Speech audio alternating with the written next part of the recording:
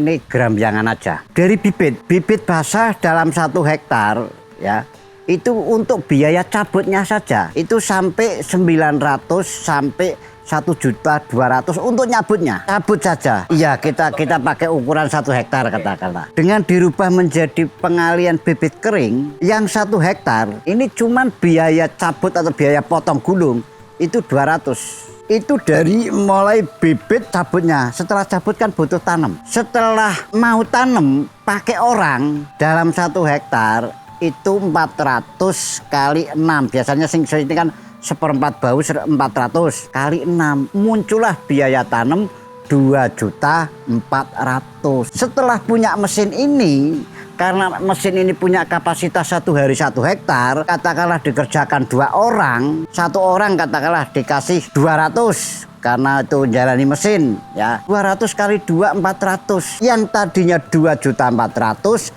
cuman keluar uang 400. Coba bayangkan berapa selisih efisiensi biaya yang menjanjikan untuk masa depan itu. Dan itu nggak bakalan waktu berapa tahun berhenti, enggak, selagi masih manusia makan nasi. Berarti kan harus tanam padi.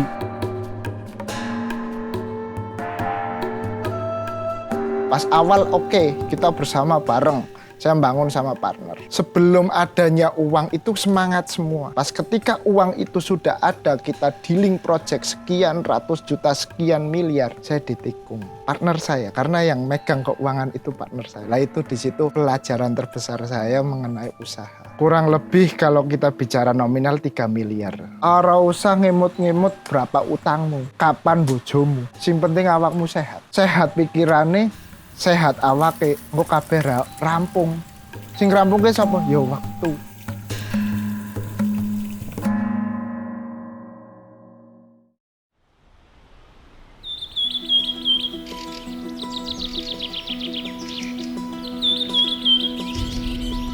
Assalamualaikum warahmatullahi wabarakatuh. Saya nama Ponco Widodo. Ini beralamatkan di Desa Bodeh, Kecamatan Bodeh, Kabupaten Pemalang. Dan saya punya istri 1, punya anak 2, dan ini lagi menjalani usaha untuk bibit kering dan alat mesin tanam padi. Assalamualaikum warahmatullahi wabarakatuh. Nama saya Angga, saya putra dari Pak Ponco. Di sini saya sebagai regenerasinya Ponco Tani. Saya mulai buat pembibitan padi siap tanam itu dari tahun 2006. Dulu itu kita menggunakan sistemnya semi basah. Semi basah itu yang bibitnya dicabut. Berjalannya waktu ya 2000 ya Covid itulah. Salah satunya saya mengalami kesulitan. Kesulitannya untuk tenaga cabut. Kalau misalnya ada pesanan yang lumayan banyak, kita harus cari orang cabut, bahkan sampai ngambil dari lain daerah. Kalau sini berarti ngambil dari daerah Kecamatan Petarukan, lumayan jauh. Sehingga kos untuk biaya itu kan double, untuk biaya transportnya. Dari situlah saya akhirnya berpikir, dan itu juga berawal dari masukan-masukan anak saya, Angga. Jadi dia sudah berpikir ke depannya, Pak, ini nanti untuk ke depan tenaga kerja itu sudah mulai berkurang. Coba Bapak beralih ke bibit yang tidak cabut. Coba lihat contoh-contoh kan banyak yang pakai tray, pakai nampan dan sebagainya. Akhirnya saya mengikuti perkembangan yang mungkin anak muda kan lebih tahu luas ya dibanding kita yang memang taunya ada di sini gitu. Saya mulai bikin awalnya 3 baris. Nah, dari 3 baris itu ya yang namanya uji coba nggak sekali 2 kali berhasil, Mas. Saya hampir 1 tahun baru bisa ketemu. Jadi gini, dengan wawasan yang diberikan sama anak saya juga berpikir. Tapi ya sambilnya berjalan saya membuat bibit kering, saya juga nggak berhenti, bibit basah berjalan. Saya tawarkan 1 pun nggak ada yang mau. Apa-apaan itu gitu. Iya, yang orang kan kalau musim tanam itu kan hampir kita rame ya, dalam arti rame orang butuh bibit kan banyak gitu ya. Tapi saya bikin, tak coba, tak tanam di tempatnya sendiri. Nah, dari situlah mereka melihat ternyata dari bibit yang saya buat yang namanya bibit kering ini, kalau bisa dibilang bibit gulung karena dipotong terus digulung gitu ya. Dari hasil panennya itu lebih bagus, anakannya lebih banyak, kemudian juga lebih efisien untuk bikinnya. Nah dari situlah akhirnya saya berkembang. Dari 3 bikin 10, dari 10 bikin 25. Terus berkembangnya waktu, saya berpikir bibit kering itu identik dengan tanamnya pakai mesin gitu Mas. Terus terang kita nggak menutupi bahwa mesin awal itu kita menggunakan mesin bantuan yang dari pemerintah. Saya kan basic kuliah di Telkom sebelumnya. Jadi pas saya di sana, saya nyambi juga usaha digital marketing kayak gitu. Itu di tahun sebelum Covid pun, berarti kan 2019. Ya, itu awal-awal saya masuk kuliah yang kedua. Di situ saya melihat sesuatu permasalahan yang besar. Karena saya sering bolak-balik dan sering komunikasi sama Bapak. Setiap hari itu saya nggak pernah ketinggalan telepon. Setiap hari telepon Bapak. Gitu. Lagi apa, udah makan atau belum, gitu kan. Karena saya ada yang janggal dari usaha. Pertama, Bapak kan emang basic dari lama kan pembibitan padi semai basah ya, yang siap tanam itu harus dicabut dulu. Jadi setiap bulan itu buat bayar karyawan aja nggak bisa. Ini ada yang salah ini ya gitu kan. Karena Bapak setiap bulan itu ini gimana enggak ya gitu. Karena kan Bapak punya putra kan 2, saya sama kakak. Tapi yang sering komunikasi mengenai apa yang Bapak lagi jalani di pertanian ini kan seringnya sama saya gitu. Ya emang sih kalau misal mengenai basic pertanian, saya nggak ada basic pertanian. Nah dari situ saya melihat posisi 2022, berarti kan Covid ini kan mulai mau berhenti ya. Saya ngambil tugas akhir itu ditolak terus. Ini cerita awalnya ditolak terus, judul saya. Terus Bapak nyampein, loh kenapa enggak kamu ngambil di sisi pertaniannya? Tak pikir, saya ngambil UI, bagian edukasi dalam pertanian, gitu kan. Saya juga nyampein ke Bapak, Pak, saya menemukan sebuah kejanggalan besar di dalam satu jurnal. Bahwa di Indonesia ini kan posisi penanaman padi itu kan setiap tahunnya menurun. Dikarenakan apa? Pertama, orang tanam semakin kurang ya karena umur, regenerasinya hampir tidak ada. Jadi saya juga ngambil sisi tadi, ambil yang Bapak ini ternyata kan emang disetujui kan tugas akhirnya kan. Nah itu saya kembangkan, saya dalami lagi. Di tahun 2019 itu alat yang capung ini itu ternyata didistribusi seluruh Indonesia bantuannya. Tapi yang digunakan hanya sekian persen kayak gitu. Nah saya menyampaikan ke Bapak, ayo Pak mau kapan lagi Bapak kalau nggak nyoba. Bapak nyari coba di daerah kita Kecamatan Bodeh ada nggak alat yang kayak gini. Bibitnya nggak bisa pakai yang cabut. Coba Bapak inilah riset, Angga belum bisa bantuin. Tahun 2022 itu Bapak ayolah nggak pulang ke rumah. Lah wong Angga belum selesai kok kuliahnya gitu kan. Nah berjalannya waktu kenapa enggak Pak? Kita nanti ke depannya usaha dari hulu ke hilir, gitu. Kalau kita melihat dari sudut pandang kita sebagai pengusaha gitu ya, dan sebagai petani, khususnya di pangan dan padi, permasalahan terbesar itu adalah sumber daya. Yang kedua, kalau kita bicara hulu, sebelum kita mau melakukan tanam ataupun perawatan, mau kapasitas besar, permasalahan paling utama adalah bibit. Bibit itu menjadi permasalahan utama tanam serentak.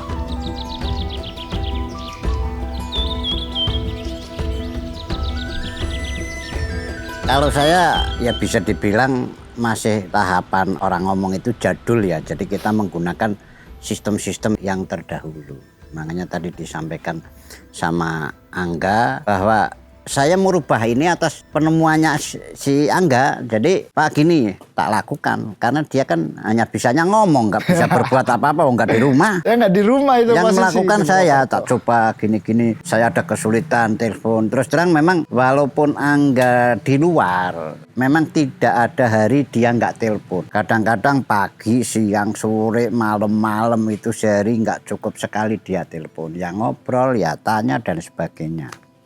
Lah dari perkembangan tadi yang dia berikan, Bapak yang penting nyoba, urusan bagus jadi dan tidak belakangan, yang penting Bapak nyoba dengan sistem yang mungkin dia progreskan atau dia rencanakan. Saya tinggal ngikuti, tak laksanakan, tak gini, tak gitu. Ya alhamdulillah berjalannya waktu ini kan berkembang dari 3, 10, 25. Nah, itu belum lama. Maksudnya gini, saya diskusi sama Bapak, ngembangin bibit kering ini 2023. Karena Bapak pas tak sampaikan dari tahun 2022, baru nyoba di tahun 2023. Masih pakai tray itu, masih pakai tray. Iya, Belum pakai yang pakai tray. mulsa. Kan saya tak sampaikan, Pak, coba pakai mulsa.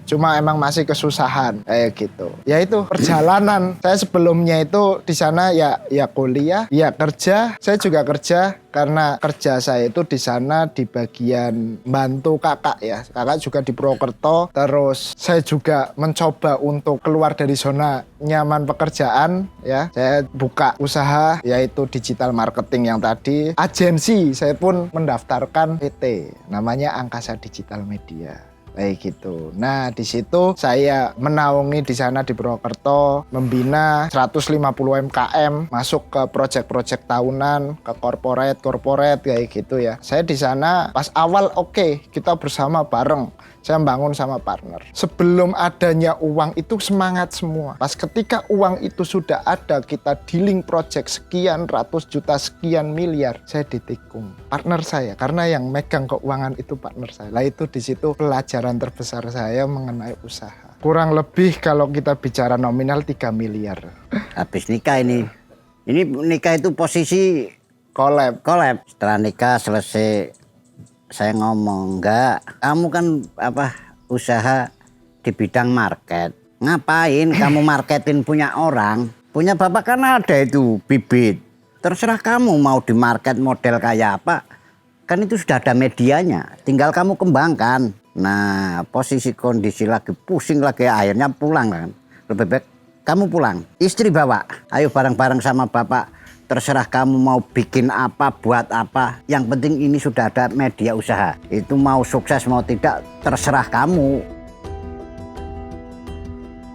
Enggak, itu mengalir. Karena saya proyek tahunan, Mas. Sedangkan yang harus menjalankan operasional ini kan setiap bulan ada operasional yang harus berjalan. Sedangkan yang ditikung ini saya uang betul-betul habis. Saya harus fight, jalanin ini semua untuk setiap per bulannya itu jalan dengan karyawan yang sudah cukup banyak saat itu. Kurang lebih 15 kalau total ya. Karena ada beberapa yang remote, ada yang standby kayak gitu ya.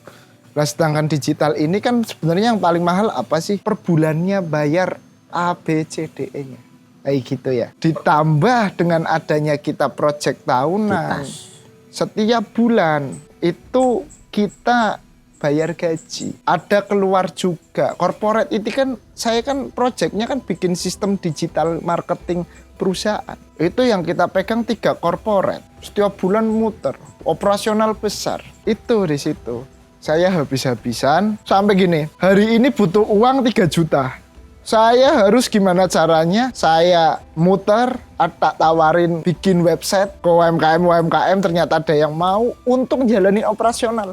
Besok ada pembayaran, katakanlah untuk pembayaran Adobe gitu ya, atau apa gitu, yang butuh 2 juta atau apa, ya saya harus fight kayak gitu. Nah, ada titik di mana udah nggak kuat ini jalanin. Pas ketika mau gajian saya udah nggak ada uang, tak jalani itu semua. Nah, yang nikung ini kan partner. Semua karyawan saya masuk ke partner. Karena partner ini membawa nama yang sama. Bikin PT cuma diganti tambahan tok. Saya Angkasa Digital Media, yang nikung bikin PT-nya Angkasa Digital Media Kreatif. Dan itu udah rilis PT-nya. Nggak tahu, itu sudah rilis. PT-nya sudah rilis, karyawan saya masuk ke sana semua dengan iming-iming gaji dan lain-lain kayak gitu kan. Karena posisi saat gaji itu saya nggak bisa gaji. Habis-habisan. Bawanya utang, Mas. Saya semua aset itu dibawa sama karyawan saya. Saya di sana tinggal sisa gedung kantor tok ya kan, di kontrakan kantor ya, yang udah tak bentuk kantor. Dan itu pun saya masih kurang, kantornya harus yang karyawan ini nyebarin, pokoknya ini masih ada sewa. Jadi sampai dilepas sewa kantor tersebut untuk nutup itu. Saya mau ke kakak saya, malu ya kan. Terus nah itu dulu sebelum jadi istri yang bertahan cuma 1. Saya sebenarnya nggak ada pandangan itu saya mau nikah sama si Vita ya, istri saya. Mas, saya ada gudang, siapa tahu bisa untuk tinggal sementara, gudang mas. Nah di situ ya udah nggak apa-apa, saya kesana bersihin gudangnya ini. Saat itu saya masih punya tuh aset terakhir ya, MacBook M2 Pro saat itu ya. Saya masih sisa aset itu MacBook sama iPhone. Itu untuk terakhir saya untuk bisa fight. Saya untuk kerja, saya nyari tiap harinya untuk operasional. Yang penting ada tempat, yang penting ada wifi.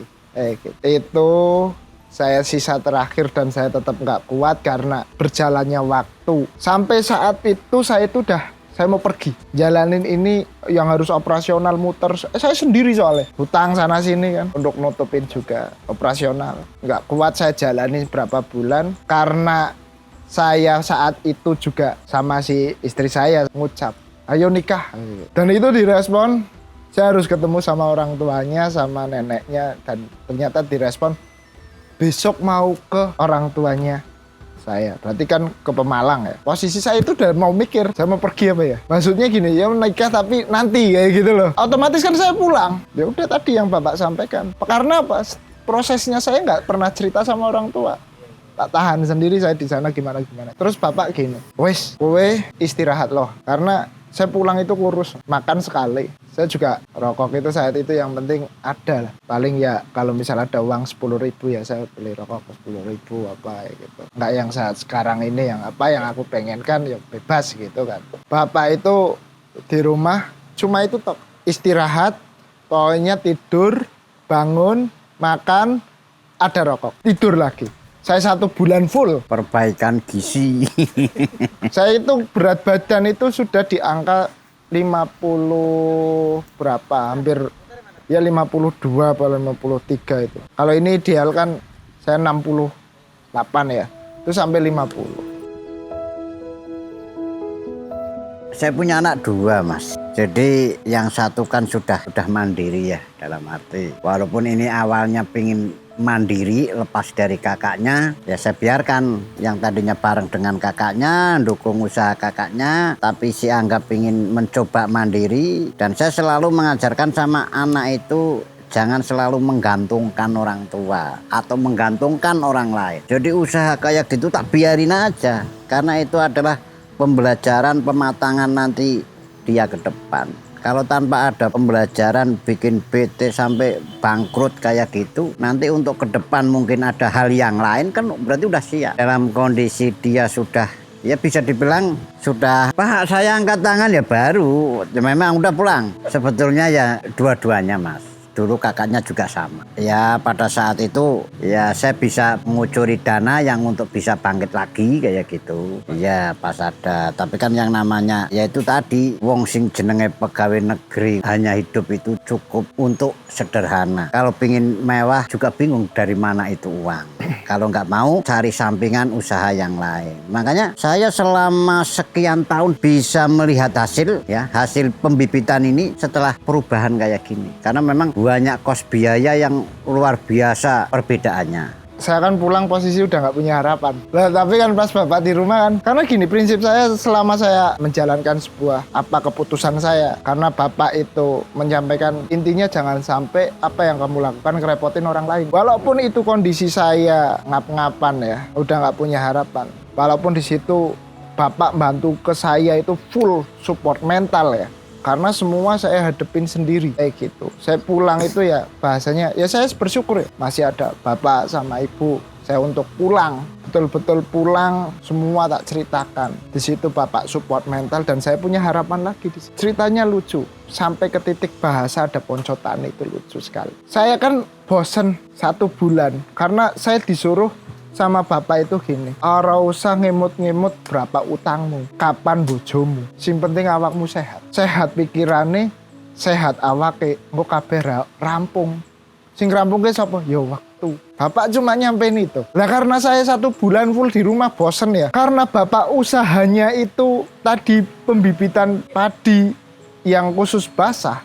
Saya tidak ada basic sama sekali di dunia pertanian. Otomatis dengan adanya saya bosan tidur karena saya kan ke belakang ya, ke belakang rumah. Tamunya Bapak kan banyak, mau beli bibit dan lain-lain. Bapak kan dinas. Lah yang nemuin kan saya otomatis. Saya ditanyain, Mas lah tuku bibit nggak setengah bau piro? Setengah bau sepiro, seprapat sepiro. Saya sama sekali bahasa pertanian saya juga nggak tahu. Berjalannya waktu, bapak nyampein, "Dong, ngapain lurusin adoh-adoh? Sing nang ngarep moto iku dadi dalan." Di situ saya pun masih menolak. Ini bukan bidangku. Ini bukan bidangku. Nah, dari berjalannya waktu, karena saya juga berjalannya waktu itu dalam waktu dekat menikah, saya tak perdalam lagi deh. Ada apa dalam pertanian? Saya konekkan lagi dalam penelitian yang dulu. Gitu. Karena saya kuliah penelitian yang tadi sudah mau sidang kan kejeda lama nih karena collab. Jadi nggak saya selesaikan kuliahnya. Selesai 14 semester. Tapi nggak lulus. Gitu. Saya fokus, bapak kan nyampein, awakmu opo sing kuwi neng ngarep moto katon, barang katon, opo sih sing ora bisa dipelajari? Apa sih yang nggak bisa dipelajari? Wong iku barang nyata kok, kelihatan, usahanya kelihatan, tinggal dipelajari. Di situ saya punya harapan. Titik awal saya baca jurnal, saya baca informasi tentang pertanian, saya juga belajar ke bapak ini pembibitan gimana dan lain-lain. Kayak gitu. Dari situlah saya menemukan sebuah titik poin yang tadi kita kembali ke awal. Hulu ini terpenting. Saya riset seluruh kabupaten. Ternyata satu kabupaten ini saya penjual bibit padi itu tak telusuri. Nggak ada berapa persennya. Karena Kabupaten Pemalang itu 32.000 hektar lahan tanam sawah. Kalau kita sebagai gabungan pembibitan padi yang untuk menyediakan siap tanam, nggak nyampe 5%. Boro-boro 5%, 3% aja nggak nyampe. Gimana kita mau tanam serentak? Disitulah saya, Pak, ayo, ini bibit kering bisa menjadi salah satu penyelesaian masalah tanam di Pemalang. Kita bicara ke Pemalang dulu kayak gitu kan. Nggak, lah wong, sopo sih ngapain terima tanam ini? Nah disitulah karena Bapak ya tadi menjalankan awal sempat gagal untuk uji cobanya. Saya gini, Bapak itu paham teknis. Kalau saya paham market, karena gitu. Tak coba dulu, kita coba 1, 2, 3 baris. Yuk kita buka jasa tanam pakai alat capung. Kayak gitu, alat yang walking maju ke depan itu kan. Yang dari bantuan, kita coba dulu. Jalannya seperti apa dari situ. Karena garis besarnya Bapak masih nyemai bibit basah. Saya mau nyetop ini karena yang bibit kering ini belum maksimal. Kayak gitu. Ketemu masalah lagi. Ketemu masalahnya gini, kita udah bisa bibitnya karena saya desain bibit kering ini optimalnya lebar berapa, panjang berapa, jumlah gabah berapa, sampai masuk ke lahan berapa, udah ketemu. Cuma posisinya permasalahan lagi ketika Bapak melakukan jasa tanam, mesin yang walking ini tidak bisa lahan dalam. Sedangkan di sini lahannya dalam semua. Disitulah saya kembali ke basic media. Ini kalau saya nggak kenalkan ke media, ikhtiar saya gini, ayo Pak, gawe sosmed, Bapak depan kamera, angga sing ngetek video, angga sing edit, angga sing posting. Nanti ketemu jalan keluar. Bibit. Kita dari awal itu emang bibit. Nggak yang lain, Bang. Itu kan hanya mengalir begitu saja. Sekarang gini, setelah saya proses bibit jadi, mulai kan orang tertarik, oh itu tanamannya Pak Ponco juga pakai bibit kering bagus. Pak saya coba, nah akhirnya pakai yang mesin itu tadi. Nah dari situ ternyata tidak bisa menyelesaikan permasalahan yang ada di lapangan. Di tempat yang lumpurnya dalam nggak bisa. Yang tadinya saya pingin untung jadi buntung karena mesin masuk nggak bisa kerja, harus cari orang bawa pulang. Nah dari situ kita ngobrol sama si Angga, coba kita cari-cari mesin yang kecil untuk bisa menggantikan alat tanam ini biar nanti otomatis dengan alat tanam yang mudah itu jelas bibit kita akan laris. Itu loh. Ketemulah dengan mesin kecil ini ya. Awalnya saya nggak berpikir untuk produksi banyak, enggak. Saya bikin satu yang kecil, satu yang gede. Kita coba. Nah ini yang ngawali kita, memang bidangnya dia medio, dia kemudian disebarluaskan. Saya nyantai aja. Cuman punya 2, ya minimal tanam tempat sendiri, kemudian lingkungan. Tahu-tahu, Pak ada yang nanya. Kan di TikToknya kan, saya Bapak mulai live. Saya disuruh ngomong di depan kamera, di video, katanya live gitu loh. Yang saya sampaikan, yang saya lakukan aja, cara bikin bibit kering, cara dan sebagainya.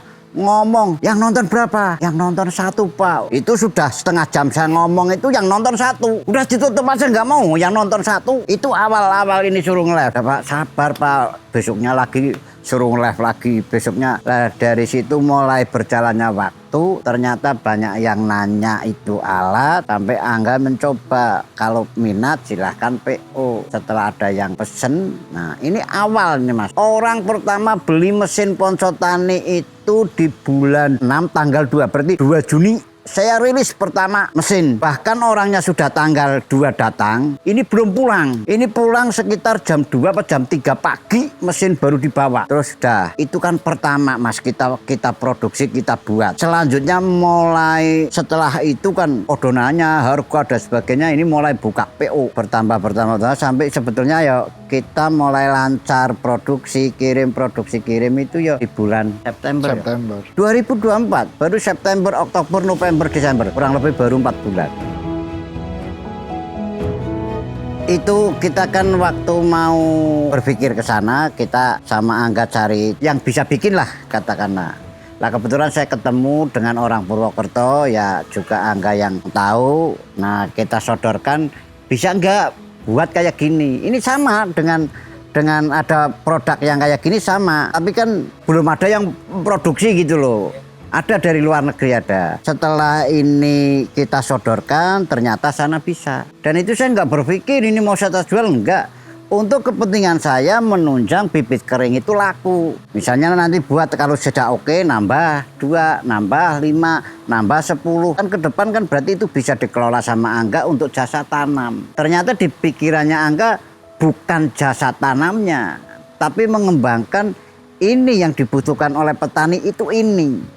Nah dia akhirnya konsen untuk itu di medsosnya, sehingga sampai sekarang Damini itu sudah kerepotan inden Mas mesinnya, karena memang betul-betul yang dibutuhkan itu mesin yang seperti ini. Karena gini, prosesnya itu R&D ya, Research and Development, ini berjalan seiringnya waktu dalam PO. Sebenarnya salah ya, karena ini di luar ekspektasi kita harus menunjukkan kita sebagai market. Ponco Tani ini marketnya, ada pihak produksinya, dan ada yang sebagai yang menyediakan mesin. Kita akan MOU dengan Honda kayak gitu ya. Jadi 3 poin ini saya harus bisa menunjukkan seberapa market ini berjalan, produksinya juga berjalan, Hondanya juga menyiapkan untuk mesinnya juga. Lah di situ emang nggak mudah, sampai di titik sekarang kita udah dapat di 400 PO ya, 400 PO. Setiap minggunya kita udah bisa mencapai 100 unit. 2026 kan kita sudah tambah pabrik 1 lagi, alhamdulillah kayak gitu. Jadi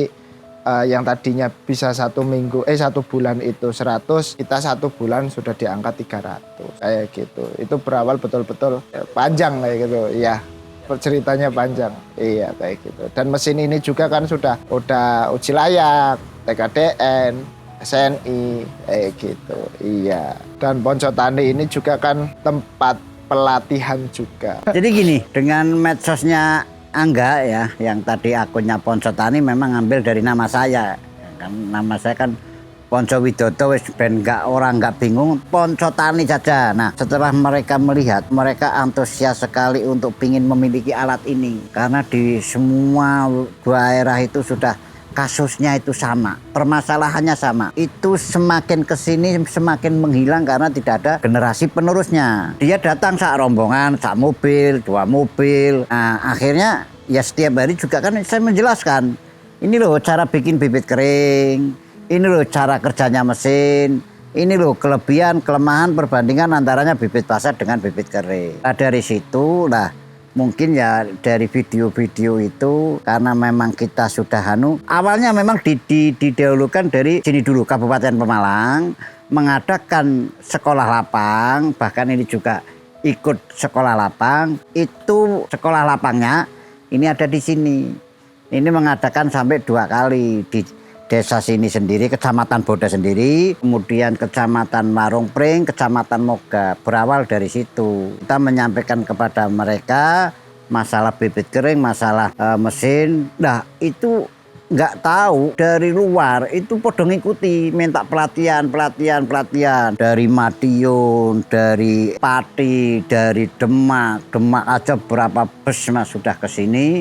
kemudian dari Purbalingga, dari Tegal, dari Selawi, dan sudah lumayan banyak. Jadi gini, yang sudah berjalan dengan mesin restoran planter yang capung itu, mereka itu sudah bisa sebetulnya. Hanya dengan kondisi lahan yang saya alami karena saya pakai alat itu tidak bisa menyelesaikan. Setelah kondisi sekarang itu lahan masuknya combat mesin panen. Dengan masuknya mesin panen, lahan itu lumpurnya jadi dalam. Jadi alat yang tadinya digunakan itu bisa, dengan lumpur dalam akhirnya menjadi nggak bisa. Ditunjang dengan itu nggak bisa, tenaga sudah menghilang. Solusi ini yang PR awal saya itu kan karena solusi untuk menggantikan tenaga harus pakai alat. Alat ini yang memang bisa masuk di lumpur dalam, oke, di lumpur encer, oke lah. Ketemulah mesin seperti ini. Nah, setelah mereka datang mencoba, ya ini yang kita cari. Disitulah makanya kayaknya sih dengan waktu yang singkat ya, karena memang ini sangat dibutuhkan, sehingga mereka berbondong-bondong untuk mendapatkan alat ini untuk pengganti tenaga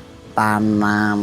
Itu yang tentang pelatihan ya, mereka kan yang utama kan bibitnya, nggak ngerti caranya gimana. Nah, makanya anggap Pak dibikin aja tempat pelatihan. Nah, setelah berjalannya waktu mungkin dilihat ini sama pemerintah. Akhirnya kemarin saya kedatangan dari BPPP, Balai Besar Pelatihan Pertanian, untuk bisa kalau pelatihan ini dilegalkan, didaftarkan ke Kementerian Pertanian supaya terdaftar menjadi tempat pelatihan yang resmi. Itu. Makanya mereka itu tertarik, salah satunya gini, ini Gerambiangan aja. Dari bibit basah dalam 1 hektar ya, itu untuk biaya cabutnya saja itu sampai 900 sampai 1.200.000 untuk nyabutnya. Cabut saja. Iya, kita pakai ukuran 1 hektar katakanlah. Dengan dirubah menjadi pengalian bibit kering yang 1 hektar, ini cuman biaya cabut atau biaya potong gulung itu 200. Itu dari mulai bibit cabutnya. Setelah cabut kan butuh tanam. Setelah mau tanam pakai orang dalam 1 hektar itu 400 kali 6. Biasanya ini kan 1/4 bau 400 kali 6. Muncullah biaya tanam 2.400.000. Setelah punya mesin ini, karena mesin ini punya kapasitas 1 hari 1 hektar, katakanlah dikerjakan 2 orang, 1 orang katakanlah dikasih 200 karena itu jalani mesin ya. 200 kali 2 400. Yang tadinya 2.400.000 cuman keluar uang 400. Coba bayangkan berapa selisih efisiensi biaya. Dari segi hasil ya Mas, bibit kering dengan bibit basah itu kalau saya uji coba dan saya tanam sendiri, itu perbandingannya 2:3 Mas. Itu terpaut di anakan. Anakannya lebih banyak yang kering. Kenapa? Karena bibit basah itu ditanam pada usia 25 sampai 1 bulan, umur 23. Tapi kalau bibit kering dari mulai umur 13 hari sudah bisa tanam. Di situ pengaruhannya, bibit kering ditanam sebelum beranak, bibit basah ditanam setelah beranak. Pada saat beranak dia pindah, otomatis penyesuaian menjadi stres, pertumbuhannya lambat. Bibit kering belum beranak ditanam saat proses manak, dia nggak ada gangguan, sehingga untuk berkembangnya sempurna. Kalau ini berkembangnya ada hambatan. Makanya kalau ini anakan 20, yang ini bisa 30. Otomatis terpaut di hasilnya Mas. Ya iya otomatis ini 20, ini 30. Jadi kalau misal mesin ini yang 4 baris ya atau 4 row gitu, itu kan kita jual untuk promo ini kan di 13,5 ya. 13,5 dengan harga normal kan 17 juta. Nah, yang market sudah berjalan, ini ada yang tani mandiri, ada yang berbentuk dengan kapoktan, yang menggunakan BUMDes gitu ya. Secara hitung-hitungan, kita sudah berjalan. Yang tani mandiri, sebelum pesan, kita kan dengan PO itu 1 bulan, ataupun pas awal itu diangkat 2 bulan. Jadi beliau itu belajar dulu pembibitannya, woro-woro dengan tanam menggunakan mesin karena emang di tempat, salah satunya ada Bojonegoro ya. Terus ada lagi Lamongan, Nganjuk, Pati, Demak. Itu secara alat kita yang sudah di sana pernah dapat rekor di 20 hari 25 hektar. Satu hektar sudah dihitung berapa keuntungannya. Ya ada yang 1 bulan sudah balik modal, yang tani mandiri. Makanya slogan kami itu bertani cerdas, petani mandiri. Bahwa kenapa saya libatkan dalam konten juga itu ada anak muda. Ini bisa menjadi ekonomi kreatif di bidang pangan bagi anak-anak muda. Nggak harus orang tua kayak gitu. Tetapi ini juga bisa masuk yang secara kelompok ataupun kapok tanah gitu ya. Yang mau ini menjadi sub usaha dalam BUMDes ya, atau dana desa ini dialokasikan menjadi pemasukan desa, itu bisa. Kayak gitu. Lah mengenai alat ini ketahanannya yang kita bisa ukur. Kalau dengan perawatan yang setelah pakai kita ya seperti umumnya alat ya, dibersihin. Kalau ini ada olinya ya diganti olinya kayak gitu. Kalau alat kita secara ketahanan kita hitung harusnya di angka 5 tahun. Tinggal di situ bisa nggak cara ngerawatnya. Misal pun tidak bisa cara ngerawatnya, tergantung semua alat lah kayak gitu. Mau 1 tahun rusak, 2 tahun rusak, sekali pakai rusak, tergantung bisa cara pakainya nggak. Makanya di kita itu ada solusinya. Yang beli alatnya kita masuk dalam Poncot Tani Academy. Nanti kita ikutkan bimbingan teknis dari persemaian sampai ke menjadi operator agar bisa ahli dalam operator tersebut. Kedepannya itu walaupun petani mempunyai sepertiga hektar ya atau 3.500 meter persegi, kedepannya punya 1 alat. Itu secara analisa mesin ini sebelum R&D kita baca market itu kayak gitu. Sepertiga hektar orang udah punya alat ini. Bisa di angka 1 hektar orang udah punya alat ini. Karena gini, kita bicara kalau emang sudah tidak ada sumber daya tanam ya atau tenaga tanam, dengan adanya kita punya lahan apalagi 1 hektar Pak, bisa katakanlah ini panen 2 minggu ataupun 3 minggu pengolahan lahan langsung tanam sendiri. Ini kan jangkupan efisiensinya juga kan tinggi kayak gitu secara mandiri juga. Sedangkan alat ini tidak hanya untuk pribadi, bisa untuk kita sewakan juga. Jasa tanam. Jasa tanam. Makanya ada juga di Poncot Tani Academy bagaimana cara untuk bisa profit dalam jasa tanam. Makanya untuk jasa tanam ini Mas. Jadi dari ini kan kebetulan kan desa kan ada anggaran ketahanan pangan 20% lah. Kemarin barusan hari Minggu kan ada dari Purbalingga, BUMDesnya namanya Tirta Mandiri. Di sana ada anggaran 214. Nah kita berbicara di sini kan berbicara untuk BUMDes karena ada sisi efisiensi petani langsung yang menggunakan mesin secara mandiri, ada sisi bahwa ini untuk bisa dijadikan bisnis. Contoh, tadi di 1 unit di angka 13.500.000. Kita yang ada di sini di Poncot Tani yang sudah berjalan tanam ke orang gitu ya jasanya.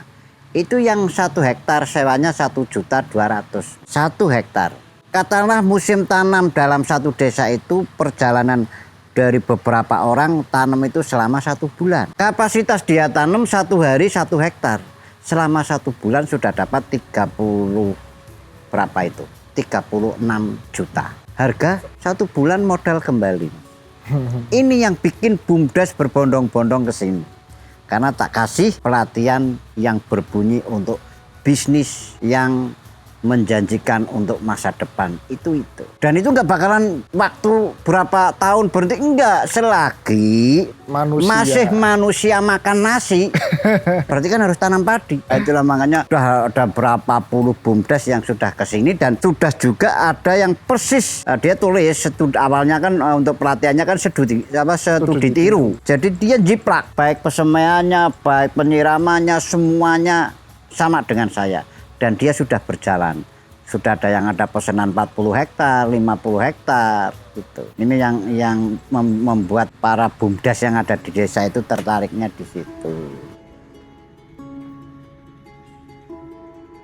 Kalau saya gini, saya itu selalu kalau ngomong dengan petani yang langsung maksudnya pelaku untuk tanam mesin ini, itu saya sarankan bikin pesemaian, nggak usah cari lahan. Depan rumah boleh, samping rumah boleh, belakang rumah boleh, depan samping belakang nggak ada, pinggir jalan. Kan begitu luas kan, perbandingannya 1 dibanding 4. Katakanlah kalau 1 hektar bibit basah butuh waktu, butuh luasan 12 kali 1,5 meter, 12 kali 1,5 meter yang 1 hektar, kalau bibit kering cukup 3 kali 1,5 meter. Terpaut jauh per hektarnya. Nah kalau misalnya perorangan cuman tadi sepertiga hektar, setengah hektar, cukup paling berapa meter disemai mungkin di teras rumah, mungkin di mana, nggak membutuhkan lahan yang harus ada airnya, cuman disiram kan. Itu efisiensinya di situ, Mas. Untuk swasembada pangan itu salah satunya harus bisa dalam 1 tahun itu tanam padi itu 3 kali minimal. Berarti kan bisa 4 kali. Kalau saya bisa 4 kali. Iya. Karena apa? Kemarin kita diundang di Sukamandi di PRMP sana. Itu kan dalam rangka program 1 hari panen, 1 hari olah, 1 hari tanam. Jadi sekarang panen, sekarang tanam. Nggak pakai nanti-nantian. Depan kombet jalan. Kan panen, kombet. Belakangnya rotari, olah. Belakangnya ponco tani, tanam. Jadi 1 hari itu sudah langsung tanam. Berarti program itulah yang bisa membuat minimal setahun 3 kali. Kenapa harus pakai lama? Gitu loh. Karena kalau dengan model atau metode yang lama, mau bikin persemaian kan harus panen dulu. Bener nggak? Harus dibajak dulu, bikin lahan persemaian, terus disemai, nunggu 1 bulan. Paling enggak 1,5 bulan. Nah kalau kali 3 musim tanam, sudah 4,5 bulan, Mas. Tapi dengan program ini Ponco Tani yang dibikin, nggak ada jeda waktu. Hari ini panen, hari ini olah, hari ini tanam. Itu sehingga setahun bisa 4 kali. Itu pendapat yang salah, Mas. Justru dengan saya masih duduk di PNS-nya, saya masih kerja di kecamatan. Itu salah satu komunitas saya untuk merekrut kades-kades semua untuk memperkenalkan bahwa saya punya usaha ini lewat ya komunitas di PNS-nya itu.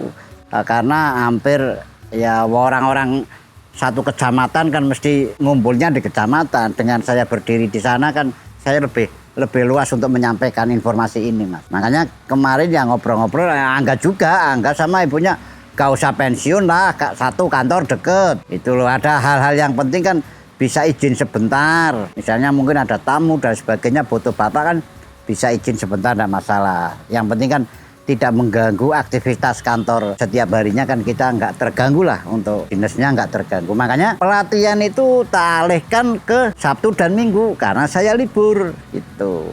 Yang pertama yang jelas kita bibit sudah ya. Ini metode ini juga kan pertama ya yang ada di Indonesia kan dengan metode mulsa.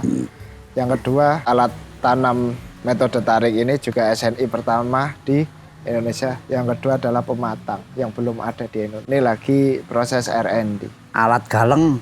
Alat pematang yang betul-betul sistemnya itu minimalis. Bikin jalan. Bikin galengan itu loh. Jalan yang untuk sekat sawah saya. Itu kan sangat repot. Tebu orang duwe galeng. Lah itu kan hampir Mas semua itu bisa. Ya. Hampir semua kebutuhannya petani, khususnya petani padi. Sekarang itu tenaga kerja untuk pematang udah hampir nggak ada kan. Tenaga yang nyangkul lah. Nyangkul. Kalau nyangkul di sawah berarti bikin pematang. Lah ini saya lagi R&D bikin pematang. Saya dari Ponco Tani dan ini anak saya sebagai penerus nanti dari Ponco Tani yang beralamatkan di Desa Bodeh, Kecamatan Bodeh, Kabupaten Pemalang, Jawa Tengah. Terima kasih. Wassalamualaikum warahmatullahi wabarakatuh.